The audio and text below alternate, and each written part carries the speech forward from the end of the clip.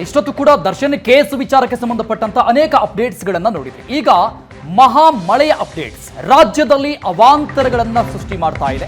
ಈ ಮಹಾಮಳೆ ಅವಾಂತರಗಳು ನಿಲ್ತಾ ಇಲ್ಲ. ರಾಜ್ಯದಲ್ಲಿ ಹಾವೇರಿಯಲ್ಲಿ ಮಳೆ ಆರ್ಭಟಕ್ಕೆ ವರದಾ ನದಿ ಮೈದುಂಬಿ ಹರಿತಾ ಇದೆ. ಹಾವೇರಿಯ ಗುರು ರಾಘವೇಂದ್ರ ಸ್ವಾಮಿ ಮಠ ಸಂಪೂರ್ಣವಾಗಿ ಜಲಾವೃತವಾಗಿದೆ.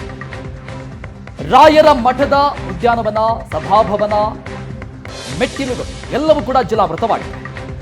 ಮಠಕ್ಕೆ ಆಗಮಿಸಿದ್ದಂತಹ ಭಕ್ತರು ಪರದಾಡಿದ್ದಾರೆ. ರಾಘವೇಂದ್ರ ಮಠ ಜಲ ದಿಗ್ಬಂಧನದ ದೃಶ್ಯ ಡ್ರೋನ್ ಕ್ಯಾಮೆರಾದಲ್ಲಿ ಸೆರೆಯಾಗಿದೆ.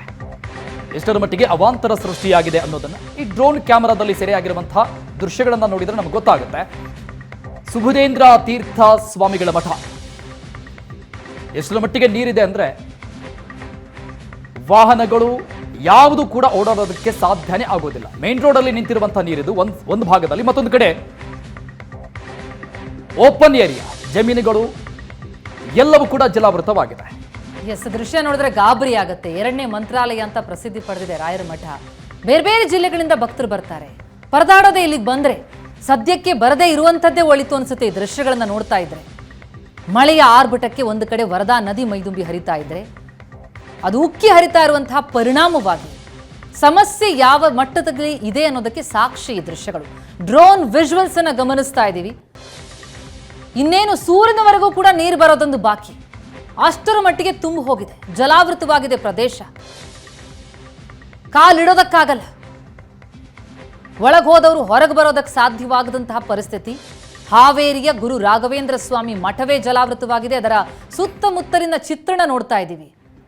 ಎಲ್ಲವೂ ಸಂಪೂರ್ಣವಾಗಿ ಜಲಾವೃತವಾಗಿದೆ. ನದಿಯಲ್ಲೇ ಆ ಕಟ್ಟಡಗಳನ್ನ ಕಟ್ಟಿದಾರೇನೋ ಅಂತ ಅನ್ಸುತ್ತೆ ನೋಡ್ತಾ ಹೋದ್ರೆ. ಆ ಮಟ್ಟಿಗೆ ಅಲ್ಲಿ ನೀರು ಆವರಿಸ್ಬಿಟ್ಟಿದೆ. ಮಠದ ಪ್ರಾಂಗಣ, ಸಭಾಂಗಣ ಎಲ್ಲವೂ ಜಲಾವೃತ. ನಾನಿವತ್ತು ಹಾವೇರಿ ತಾಲೂಕು ಹೊಸರಿತಿ ಗ್ರಾಮದ ವರದಾ ನದಿಯ ಬ್ರಿಡ್ಜ್ ಮೇಲೆ ಇದ್ದೀನಿ.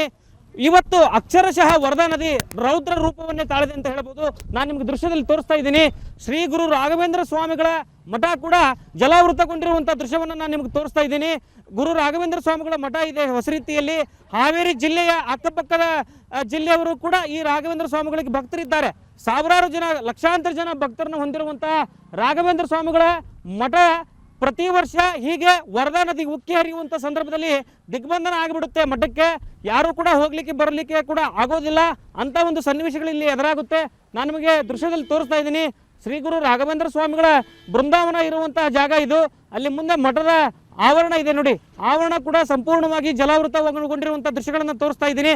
ಕಳೆದ 4-5 ದಿನಗಳಿಂದ ಹಾವೇರಿ ಜಿಲ್ಲೆಯಲ್ಲಿ ನಿರಂತರವಾಗಿ ಮಳೆ ಆಗ್ತಿರುವಂಥ ಹಿನ್ನೆಲೆಯಲ್ಲಿ ವರದಾ ನದಿ ಅಪಾಯದ ಮಟ್ಟವನ್ನ ಮೀರಿ ಹರಿತಾ ಇದೆ. ಆ ಕಾರಣದಿಂದಾಗಿ ಸಂಪೂರ್ಣವಾಗಿ ವರದಾ ನದಿ ಭೋರ್ಗರೆದು ಹರಿತಾ ಇರುವಂಥ ಹಿನ್ನೆಲೆಯಲ್ಲಿ ಸಾವಿರಾರು ಎಕರೆ ಜಮೀನುಗಳು ಕೂಡ ಜಲಾವೃತ ಆಗಿದೆ.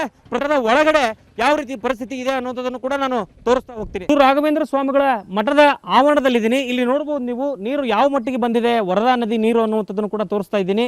ಪ್ರತಿ ಸಲ ವರದಾ ನದಿಗೆ ಪ್ರವಾಹ ಬಂದಂಥ ಸಂದರ್ಭದಲ್ಲಿ ರಾಘವೇಂದ್ರ ಸ್ವಾಮಿಗಳ ಮಠದ ಸುತ್ತಮುತ್ತ ಸಂಪೂರ್ಣವಾಗಿ ನೀರು ಆವರಿಸುತ್ತೆ. ಮಠದ ಆವರಣ ಏನಿದೆ, ಮಠದ ಆವರಣ ಮುಂದ್ಗಡೆ ಇರುವಂಥ ಮಠದ ಆವರಣನೂ ಕೂಡ ಜಲಾವೃತ ಆಗಿರುತ್ತೆ. ತಾವು ದೃಶ್ಯದಲ್ಲಿ ಗಮನಿಸಬಹುದು. ನಿನ್ನೆ ಗುರುಪೂರ್ಣಿಮೆ ಕೂಡ ಇತ್ತು. ಭಕ್ತರು ಇಂಥ ಒಂದು ಸಂದರ್ಭದಲ್ಲಿ ರಾಯರ ಮಠಕ್ಕೆ ಇಂಥ ಒಂದು ಸಂದರ್ಭದಲ್ಲೂ ಕೂಡ ಬಂದು ದರ್ಶನ ಪಡೆಯುವಂಥ ಪ್ರಯತ್ನವನ್ನು ಕೂಡ ಮಾಡಿದರು. ಪ್ರತಿ ಸಲ ಜಲ ದಿಗ್ಬಂಧನ ಆಗುತ್ತೆ ರಾಯರ ಮಠಕ್ಕೆ. ಇಲ್ಲಿ ಒಂದು ಕಡೆ ನೋಡಿದರೆ ರಾಯರ ಭಕ್ತರು ಹೇಳೋ ಪ್ರಕಾರ ವರದಾ ನದಿ ವರದೆ ರಾಯರ ಪಾದಸ್ಪರ್ಶ ಮಾಡಿ ಹೋಗ್ತಾಳೆ ಅನ್ನುವಂಥದ್ದು ಭಕ್ತರ ನಂಬಿಕೆ ಆಗಿದೆ. ಇಲ್ಲಿ ತಾವು ಗಮನಿಸಬಹುದು ಎಷ್ಟು ಪ್ರಮಾಣದಲ್ಲಿ ನೀರು ಬರ್ತಾ ಇದೆ ಅನ್ನುವಂಥದ್ದನ್ನು ಕೂಡ ಗಮನಿಸಬಹುದು. ದೊಡ್ಡ ಮಟ್ಟದಲ್ಲಿ ನೀರು ಬರುತ್ತೆ ಇಲ್ಲಿ ಪ್ರತಿ ಸಲ. ರಾಯರ ಮಠಕ್ಕೆ ನೀರು ಬಂದಂಥ ಸಂದರ್ಭದಲ್ಲಿ ಭಕ್ತರು ಬಹಳ ಕಷ್ಟಪಡಬೇಕಾಗುತ್ತೆ. ಒಂದು ಗ್ರಾಮಸ್ಥರು, ಹೊಸರೀತಿ ಗ್ರಾಮಸ್ಥರು ಹೇಳೋ ಪ್ರಕಾರ ಇಲ್ಲಿ ಒಂದು ತಡೆಗೋಡೆ ನಿರ್ಮಿಸಿದರೆ ಅನುಕೂಲ ಆಗುತ್ತೆ ಅನ್ನುವಂಥದ್ದಿದೆ. ಆದರೆ ಇಷ್ಟು ದೊಡ್ಡ ಪ್ರಮಾಣದಲ್ಲಿ ನೀರು ಬಂದಂಥ ಸಂದರ್ಭದಲ್ಲಿ ತಡೆಗೋಡೆ ನಿರ್ಮಿಸಿದರೂ ಕೂಡ ನೀರು ಬರುವಂಥ ಸಂದರ್ಭಗಳು ಎದುರಾಗುತ್ತೆ. ತಾವು ಗಮನಿಸಬಹುದು ವರದಾ ನದಿ ಎಷ್ಟು ವೇಗವಾಗಿ ಹರಿತಾ ಇದೆ, ಎಷ್ಟು ಪ್ರಮಾಣದಲ್ಲಿ ಅಪಾಯದ ಮಟ್ಟ ಮೀರಿ ವರದಾ ನದಿ ಹರಿತಾ ಇದೆ ಅನ್ನುವಂಥದ್ದನ್ನು ಕೂಡ ನಾನು ನಿಮ್ಗೆ ತೋರಿಸ್ತಾ ಇದ್ದೀನಿ. ಶ್ರೀಮಠದ ಪೂರ್ತಿ ಆವರಣ ನೀರಿನಲ್ಲಿ ಜಲಾವೃತಗೊಂಡಿದೆ. ಶ್ರೀಮಠಕ್ಕೆ ಸಂಬಂಧಪಟ್ಟಂತೆ ಪೂರ್ತಿ ಏನು ಆವರಣ ಇದೆ ಇಲ್ಲಿ ನೋಡಬಹುದು. ಹೂವಿನ ಗಿಡಗಳು ಇರಬಹುದು, ಮತ್ತೆ ಬೇರೆ ಬೇರೆ ಉದ್ಯಾನವನ ಇರಬಹುದು, ಎಲ್ಲವೂ ಕೂಡ ಜಲಾವೃತ ಆಗಿರುತ್ತೆ. ವರದಾ ನದಿಗೆ ಹೆಚ್ಚಿನ ಪ್ರಮಾಣದಲ್ಲಿ ನೀರು ಬಂದಂಥ ಸಂದರ್ಭದಲ್ಲಿ ಇದು ಪ್ರತಿ ಸಲ ಸಂಭವಿಸುತ್ತೆ. ಕಳೆದ ಬಾರಿ ಬರಗಾಲ ಇತ್ತು, ನೀರು ಬಂದಿರಲಿಲ್ಲ. ಆದರೆ ಹೊಸರೀತಿ ಗ್ರಾಮದ ಬಳಿ ಇರುವಂಥ ವರದಾ ನದಿ ತುಂಬಿ ಹರಿಯುವಂಥ ಸಂದರ್ಭದಲ್ಲಿ ಸಂಪೂರ್ಣವಾಗಿ ಜಲಾವೃತ ಆಗಿರುತ್ತೆ. ಶ್ರೀಮಠದ ಒಳಗಡೆ ನಾನು ಕರ್ಕೊಂಡು ಹೋಗ್ತೀನಿ. ಬಹಳ ಅದ್ಭುತವಾದಂಥ ಮಠ, ರಾಘವೇಂದ್ರ ಸ್ವಾಮಿಗಳ ಮಠ ಹೊಸರೀತಿ ಗ್ರಾಮದಲ್ಲಿ ಇದೆ. ಮತ್ತು ಸುಬುಧೇಂದ್ರ ತೀರ್ಥ ಸ್ವಾಮಿಗಳು ಇಲ್ಲಿ ಪ್ರತಿ ಸಲ ವಿಸಿಟ್ ಮಾಡ್ತಾ ಇರ್ತಾರೆ. ಪ್ರತಿ ಸಲನೂ ಕೂಡ ನೀರು ಬಂದಂಥ ಸಂದರ್ಭದಲ್ಲಿ ಈ ರೀತಿಯಾದಂಥ ಸಮಸ್ಯೆಗಳು ಎದುರಾಗುತ್ತೆ. ತಾವು ಗಮನಿಸ್ಬೋದು, ರಾಘವೇಂದ್ರ ಸ್ವಾಮಿಗಳ ಬೃಂದಾವನ ಇರುವಂಥ ಅದ್ಭುತವಂತ ಜಾಗ ಇದು. ಇಲ್ಲಿ ಲಕ್ಷಾಂತರ ಜನ ಭಕ್ತರು ಬರ್ತಾರೆ. ಆದರೆ ಪ್ರತಿ ಸಲ ವರದಾ ನದಿ ಬಂದಂಥ ಸಂದರ್ಭದಲ್ಲಿ ಸಂಪೂರ್ಣವಾಗಿ ಜಲಾವೃತಗೊಂಡಿರುವಂಥ ಹಿನ್ನೆಲೆಯಲ್ಲಿ ಭಕ್ತರು ಬರಲಿಕ್ಕೆ ಹಿಂದೇಟ ಆಗುವಂಥ ಸಾಧ್ಯತೆಗಳು ಕೂಡ ಇರುತ್ತೆ. ಮತ್ತು ಪೂಜಾ ಪುನಸ್ಕಾರಗಳಿರ್ಬೋದು, ರಾಘವೇಂದ್ರ ಸ್ವಾಮಿಗಳ ಬೃಂದಾವನದ ಆರಾಧನೆ ಇರ್ಬೋದು, ಎಲ್ಲವೂ ಕೂಡ ತೊಂದರೆಗಳಾಗುತ್ತೆ ಅನ್ನುವಂಥದ್ದು ಭಕ್ತರ ಅಭಿಪ್ರಾಯ ಆಗಿದೆ. ತಾವು ಗಮನಿಸಬಹುದು, ಶ್ರೀ ರಾಘವೇಂದ್ರ ಸ್ವಾಮಿಗಳ ಬೃಂದಾವನದ ದೃಶ್ಯಗಳನ್ನು ನಾನು ನಿಮಗೆ ತೋರಿಸ್ತಾ ಇದ್ದೀನಿ. ಇಂಥ ಒಂದು ಅದ್ಭುತವಂತ ಮಠ ಇರೋ ಕಾರಣದಿಂದಾಗಿ ಲಕ್ಷಾಂತರ ಜನ ಬರ್ತಾರೆ. ಆದರೆ ಪರಿಸ್ಥಿತಿ ಹೀಗೆ ಇದೆ. ನಾನು ಶ್ರೀಮಠದ ಪೂಜ್ಯರು ಇಲ್ಲಿದ್ದಾರೆ, ನಾನು ಮಾತನಾಡಿಸ್ತೀನಿ. ಇಲ್ಲಿ ನೀರು ಬಂದಂಥ ಸಂದರ್ಭದಲ್ಲಿ ಯಾವ ರೀತಿ ಸಮಸ್ಯೆಗಳಾಗ್ತವೆ? ಇಲ್ಲಿ ಹೋಗ್ಲಿಕ್ಕೆಲ್ಲ ಭಯ ಆಗ್ತದೆ. ಪ್ರವಾಹ ದಿನೇ ದಿನೇ ಜಾಸ್ತಿ ಆಗ್ತಾ ಇದೆ. ಯಾರಿಗೂ ಅಲ್ಲಿ ಹೋಗ್ಲಿಕ್ಕೆ ಬಿಡ್ತಾ ಇಲ್ಲ. ಅಲ್ಲಿ ಇದು ಹಾಕಿದ್ದಾರೆ, ಗೇಟ್ ಹಾಕಿದ್ದಾರೆ.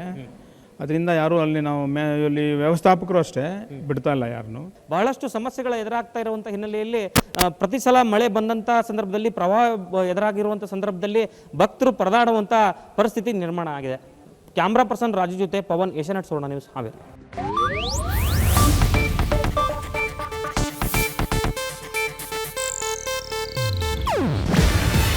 ಇದು ಏಷ್ಯಾನೆಟ್ ನ್ಯೂಸ್ ನೆಟ್ವರ್ಕ್ ಪ್ರಸ್ತುತಿ.